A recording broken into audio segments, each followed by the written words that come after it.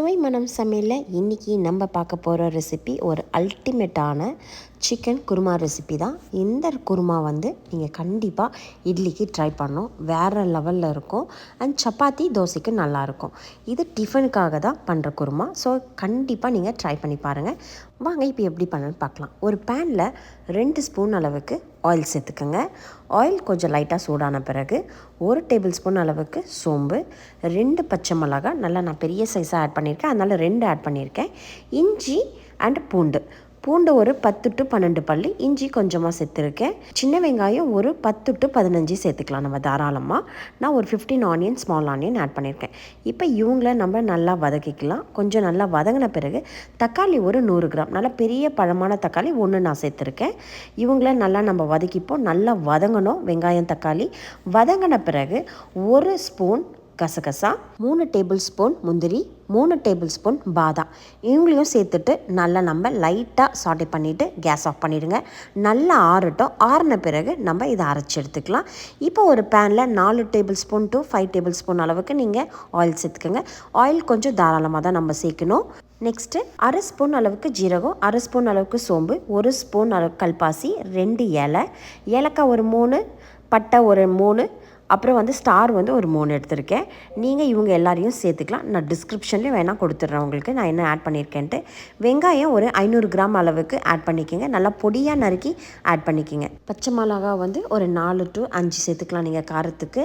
பிறகு கருவேப்பிலை நான் ஆட் பண்ணியிருக்கேன். இப்போ இவங்கள நல்லா கொஞ்சம் வதக்கி மூடி வைக்கலாம். மூடி வச்சு எடுத்து பார்த்தீங்கன்னா சூப்பராக வெங்காயம் உங்களுக்கு வதக்கியிருக்கோம். இந்த டைமில் நம்ம தக்காளி பழமும் ஆட் பண்ணிக்கலாம். தக்காளி பார்த்திங்கன்னா ஒரு 200 கிராம் அளவுக்கு தக்காளி எடுத்திருக்கேன்.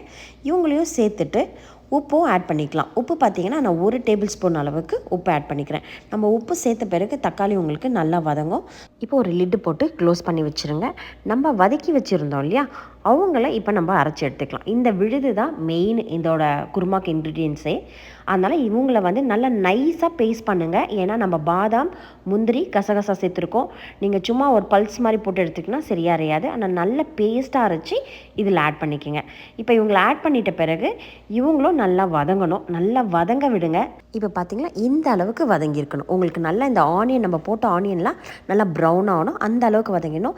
இப்போ 1/4 ஸ்பூன் அளவுக்கு கரம் மசாலா, 1/4 ஸ்பூன் அளவுக்கு மஞ்சப்பொடி, 2 டேபிள் ஸ்பூன் அளவுக்கு மல்லிப்பொடி, 1 டேபிள் ஸ்பூன் அளவுக்கு மிளகாத்தூள், இவங்களையும் ஆட் பண்ணிவிட்டு நல்லா நம்ம லைட்டாக வதக்கி எடுத்துப்போம். ஒரு 2 நிமிஷத்துக்கு நல்லா உங்களுக்கு இந்த எண்ணெய் பதம் மேலே வரும் இல்லையா, அந்த ஸ்டேஜ் அளவுக்கு நல்லா நீங்கள் வதக்கிக்கோங்க.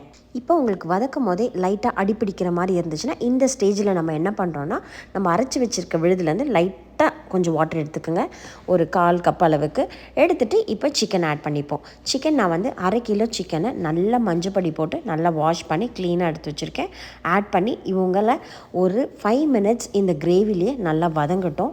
வதங்கின பிறகு ஒரு 1/2 கப்பு அளவுக்கு தண்ணியை சேர்த்துப்போம். தண்ணி சேர்த்து நல்லா நம்ம மிக்ஸ் பண்ணிடலாம். மிக்ஸ் பண்ணிவிட்டு ஒரு லிட்டு போட்டு க்ளோஸ் பண்ணுங்கள். க்ளோஸ் பண்ணி ஒரு 10 மினிட்ஸ் கொதிக்க விடுங்க. டைமிங் கூட வச்சுக்கோங்க. நீங்கள் 10 மினிட்ஸ்க்கு மேலே கொதிக்க தேவையில்ல.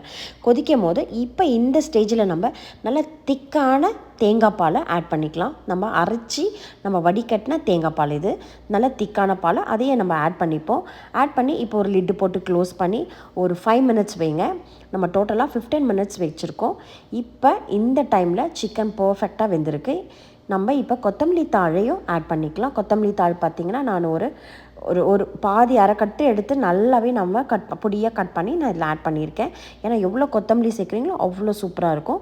இது பர்ஃபெக்டான ஸ்டேஜ். இந்த டைமில் நம்ம கேஸ் ஆஃப் பண்ணிடலாம்.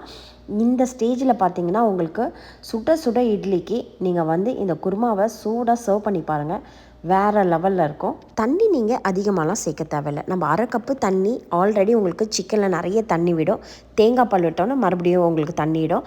ஸோ அதனால் திக்காக நல்லா சூப்பராக வந்திருக்கு குழம்பு. இப்போ நம்ம சுட சுட இட்லி எடுத்து காலையில் குழந்தைங்களுக்கு அண்ட் வீட்டில் இருக்கவங்களுக்கும் சர்வ் பண்ண போகிறோம். இது மாதிரி நீங்கள் செஞ்சு பாருங்கள். அப்புறம் என்னோடய கமெண்ட் செக்ஷன் நீங்களே சொல்வீங்க. ஆனால் இந்த குருமா பார்த்தீங்கன்னா இட்லி, தோசை, சப்பாத்தி இந்த 3 ஐட்டத்துக்கு ரொம்ப அல்டிமேட்டாக இருக்கும். நீங்கள் கண்டிப்பாக ட்ரை பண்ணி பாருங்கள். இந்த குருமாவில் மெயினே பார்த்தீங்கன்னா நம்ம அரைச்சி வச்சுருந்த விழுது தான்.